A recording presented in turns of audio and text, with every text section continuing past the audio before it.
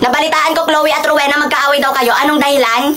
Eh, ma'am, binigyan ko po kasi siya ng cookie. Yung biskwit po baga na may mga chocolate sa gitna. Tapos sabi daw po niya, iba na daw po yung lasa ng cookie ko. Cookies kasi yun, Miss Chloe, hindi cookie. Ma'am, isa lang po kasi yung binigay ko sa kanya, kaya cookie lang po. O bakit mo naman sinabihan, Rowena, na iba na lasa ng cookie ni Chloe? Ma'am, totoo naman po yung sinabi ko, iba na po yung lasa ng cookie niya. Parang panis na, saka baho pa ng amoy ng cookie niya. Hoy, mabango yung pagkakaluto ko ng cookie ko. Nasarapan pa nga yung jowa ko eh. Malamang jowa mo yun, masasarapan yun. Eh, ang baho kaya ng pagkakaluto ng cookie mo.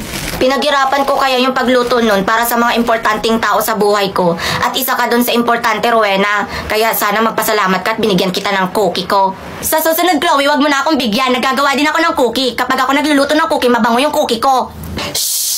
Wag na kayo mag-away, please lang. Ganto na lang, magluluto ako ng cookie. Sarili kong recipe ng cookie ko. Bibigyan ko kayong dalawa, wag lang kayong mag-away, okay? Salamat po, ma'am. Sige po, ma'am.